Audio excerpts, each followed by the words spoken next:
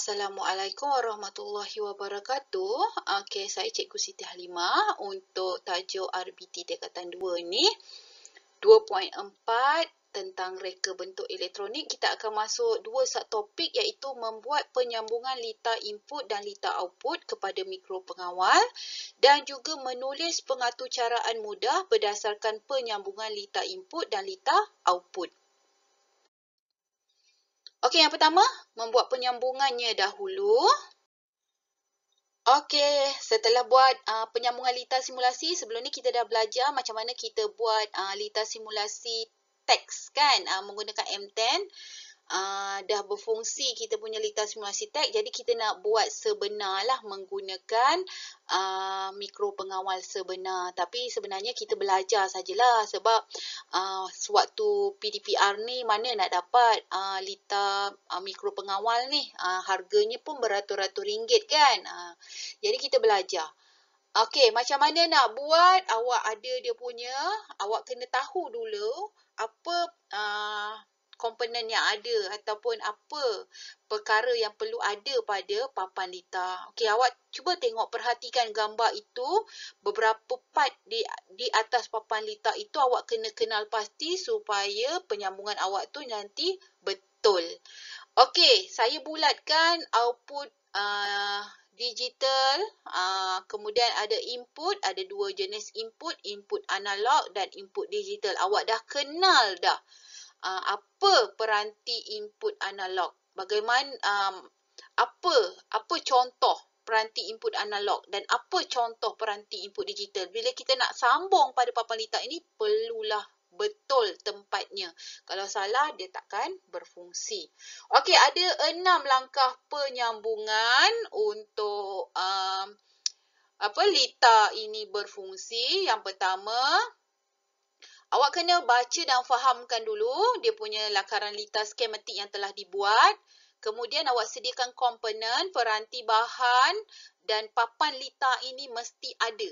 Okey, kemudian bina litar input dan litar output di mana awak sambungkan litar input dan litar output menggunakan wayar pelompat dan soket female. Okey, maksud female pada male, papan litar elektronik mikro pengawal. Masuk female dan male ni dia yang saya bulatkan pada papan litar ni, kita panggil dia male.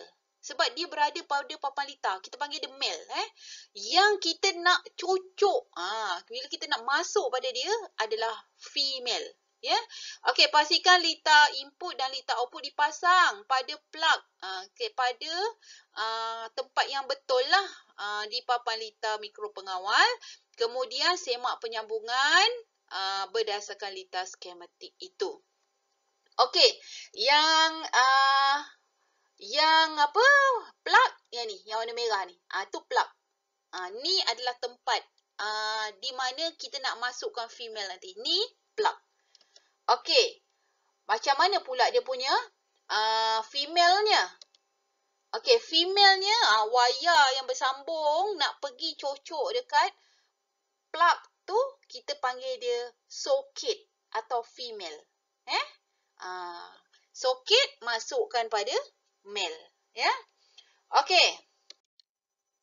Macam mana kita nak buat penyambungan litar? Awak kena kenal pasti kan dia punya komponen dia. Jadi awak kena tahulah apa dia input digital. Dah belajar sebelum ini. Apa itu input digital? DIN. Apa itu input analog? AIN. Di mana kedudukan DIN? Di mana kedudukan AIN? Dia punya plug pada papan litar mikro pengawalnya. Kemudian di manakah kedudukan output atau diode pada papan litar mikro pengawal. Diode tu apa? Diode tu yang menjalankan fungsi. Diode tu contohnya menyala, LED tu menyala, pembas tu berbunyi, motor AT tu berpusing, kemudian lampu menyala, berkelip dan sebagainya. Itu bahagian output punya kerja. Input punya kerja dia bagi arahan supaya papan ini menghantar atau memproses arahannya menghantar kepada output. Okey, awak kena kenal pasti di manakah tempat-tempatnya kan. Ni dia tulis DIN. Okey, DIN. DIN 1, DIN 2, DIN 3, DIN 4. DIN ni input digital. Bahagian DIN. Sini bahagian DIN.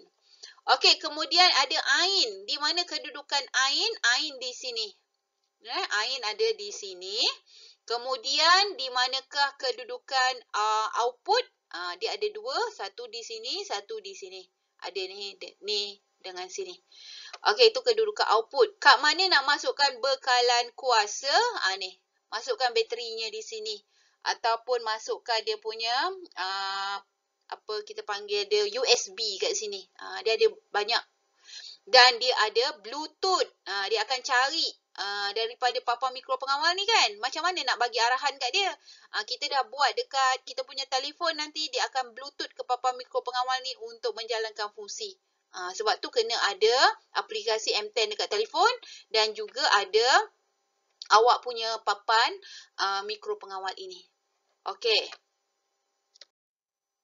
Okey, ni adalah contoh penyambungan litar elektronik. Yang ni saya ambil daripada buku teks muka surat 102. Okey, yang ini adalah penyambungan apa ni? LED ni. LED akan menyala bila kita tekan, LED menyala. Ini adalah dia punya litar skematik. Jadi kita tengok litar skematik, apa komponen yang ada pada litar skematik kita akan gunakan pada papan mikro pengawal ini. Okey, info keselamatan. Tengok info keselamatan kat sini. Pastikan bekalan kuasa yang melebihi 5 voltan tidak disambung pada mana-mana plug kerana boleh menyebabkan mikro pengawal rosak. Jangan sesekali sebab papan ni mahal. Jadi bekalan kuasa melebihi 5 voltan cocok pada di manakah dia perlu dicucuk.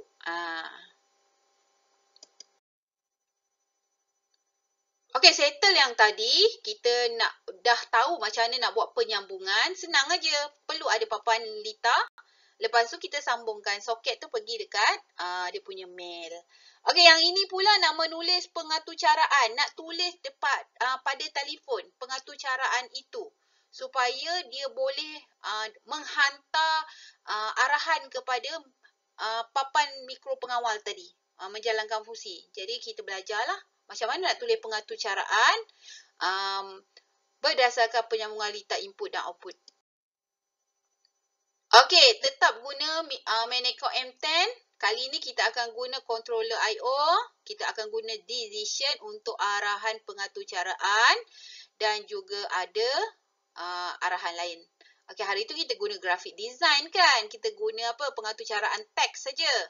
Jadi yang ini kita ada decision pula sebab kita akan guna arahan sebenar. Okey, apa itu pengaturcaraan? Pengaturcaraan ialah satu set tata cara arahan kepada mikro pengawal untuk memproses isyarat input dan menghasilkan isyarat output untuk melaksanakan arahan. Dia sama je macam pengaturcaraan teks tu, tapi dia berbentuk arahan lah, berbentuk kod.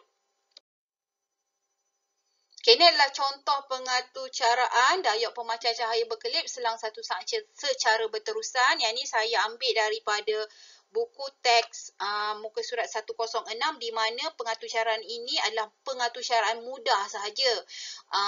Nak menunjukkan macam mana lampu itu menyala apabila dimasukkan bekalan kuasa pada papan mikro pengawal. Yang ini tanpa ada input kalau awak tengok arahan dia tak ada input, digital input tak ada, analog input pun tak ada dekat sini. Okey, ada 6 dia punya pengaturcaraan. Dia masukkan note dulu untuk menyatakan catatan apa yang akan dibuat, tak ada kena-mengena dengan arahan. Jadi start daripada 2, lajur kedua tu daud 1 akan on, di mana daud 1 diberi bekalan kuasa 5 voltan. Maknanya kita masukkan bateri lah pada papan litar pengawal itu. Daud 1 tu akan menyala. Timer kita bagi 1 second. Maknanya dia akan menyala dalam masa 1 second. Kemudian arahan kedua, daud 1 off. Bekalan kuasa dimatikan. Kemudian timer 1 second dimatikan. Baru pergi ke go to 1.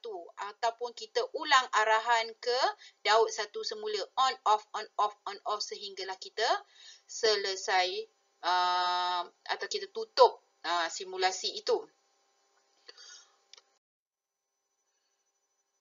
Okey, ini adalah projek diod pemancar cahaya berkelip. Yang ini kita nak buat pada kita punya telefon kita supaya kita boleh bagi arahan kepada papan litar pengawal nanti. Jadi kita kena masukkanlah dia punya pengaturcaraan pada telefon. Jadi bila kita tekan pada telefon untuk run, dia akan mencari Bluetooth kita punya papan mikro pengawal. Tapi kita buat dulu. Kita buat, tak ada kan papan mikro pengawal, tak apa, kita buat dulu. Okey, jom kita buat sama-sama. Ambil awak punya handphone, cari M10 yang awak telah download tu, buka dan kita akan buat sama-sama. Okey, ada 10. Okey, ada 10 lajur yang kita masukkan. Note ni adalah catatan lah. Dia tak ada fungsi apa-apa pun, dia catatan apa pengaturcaraan yang awak buat. Okey. Jadi kita buatlah Okey, kita buat.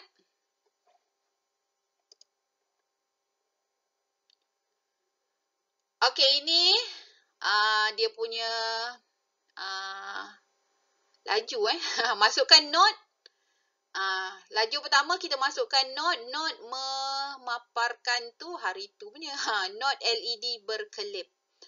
Okey, update. Dah masuk.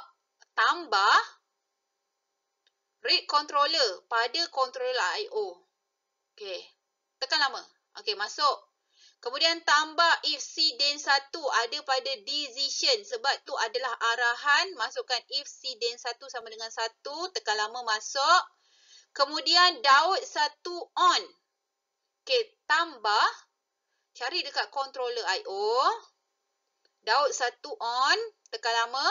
Okey, dia masuk. Okey, masukkan timer. Timer dalam ada. Tekan ada. Okey, timer 1 second. Tekan lama, masuk. Kemudian Daud 1 off. Controller tak ada off. Jadi ambil Daud 1 on. Tukar. Tekan lama. Dia pergi off. Update. Okey, kemudian timer 1 second. Masukkan lagi. Timer 1 second. Okey, tambah. Go to 4.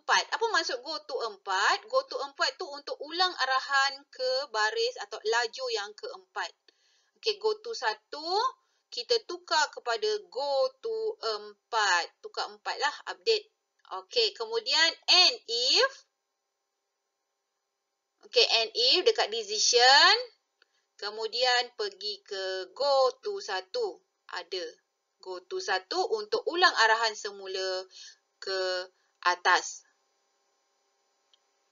Okey, settle dah. Jadi, bila dah settle, kita kena run. Bila nak run, kena ada mikro pengawal yang sebenar yang kita dah buat penyambungannya. Tapi tak apa, kita buat simulator dia je. Jadi, bila kita buat simulator, kita kena masukkan yang menyerupai mikro pengawal. Okey, kita cari dekat komponen apa yang ada. Banyak komponen kat sini yang awak boleh gunakan.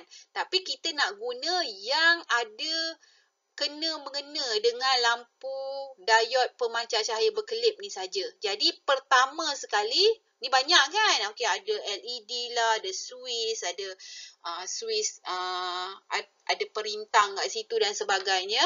Jadi kita nak ambil dia punya papan mikro pengawal dululah. Okey, tekan lama. Okey, masuk papan mikro pengawal dan di situ awak boleh nampak ada dia punya plug DIN, AIN, lepas tu ada Daud. Papan mikro pengawal. Okey, kemudian apa lagi kita perlukan pada pengaturcaraan ini? Kita nakkan Swiss. Okey, tekan Swiss. Itu adalah Swiss tekan. Okey. Kita ambil Swiss tekan tu, kita masukkan, tekan lama. Lepas tu kita nak dia punya bekalan kuasa lah. Sebab apa? Sebab bila kita buat gambar raja blok tu, bila kita ada input, proses dan output, mesti ada bekalan kuasa. Jadi kena ambil bekalan kuasa. Yang itu bekalan kuasa 5 voltan saja. Dan dia punya digital outputnya adalah LED. Okey, LED. Jadi LED tu kena ada satu wayar bumi lah, ground. Kena hantar ke ground. Okey, settle dah komponen seperti pengaturcaraan tu. Kita boleh pusing-pusingkan dia, tekan dan boleh rotate, boleh tukar, boleh tarik. Suka hati awak lah, awak boleh tarik ke depan, ke belakang, rotate dan sebagainya. Susunlah bagaimana, tetapi dia punya wayar mesti tepat kena pada plug di mikro pengawal. Okey, pertama dia punya bateri tu kita pergi kepada switch. Okey, jadi switch tu adalah digital input. Kita masukkan digital input satulah, DIN 1 menyala tadi dekat lajur 3. Lajur 3 ni DIN 1 menyala. Jadi masukkan kat DIN. Okey. Kemudian daud 1 on. Okey, daud 1 pergi ke LED. LED akan menyala nanti. Dan yang satu lagi ground, hantar kepada ground. Okey, macam mana dia nak berfungsi ni? Ni sama macam pengaturcaraan yang kita masukkan. Okey, jadi kita kena simulator supaya dia berfungsi. Jadi awak kena tekan switch. Awak nak run simulator kan? Okey, awak run simulator dulu. Okey, tekan switch kat sini. Bila awak tekan, pastikan awak tekan sekali. Okey, yang tu tak kena tu. Okey, bila kita tekan sekali, jadi lampu tu menyala. Dalam tempoh 1 second, off 1 second. Sehinggalah dia berhenti. Sampai kita berhentilah, kita stop simulator. Okey, settle. Senang aja. Jadi awak pun boleh buat benda ni kan. Macam teruja je nak buat. Betul ke dia menyala ke tak ke kan? Okey. Yang ini adalah digital input.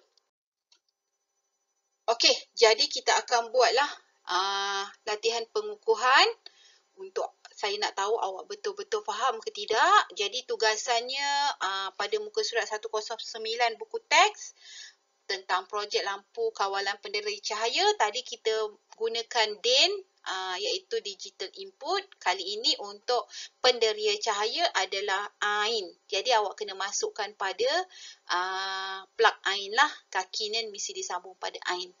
Okey, semoga berjaya membuatnya. Jangan lupa awak kena screen record awak punya handphone itu dan hantar kepada saya. Bila awak buat simulator dan sebagainya, hantar semua untuk saya tengok berjaya tak awak punya penderia cahaya itu menyala.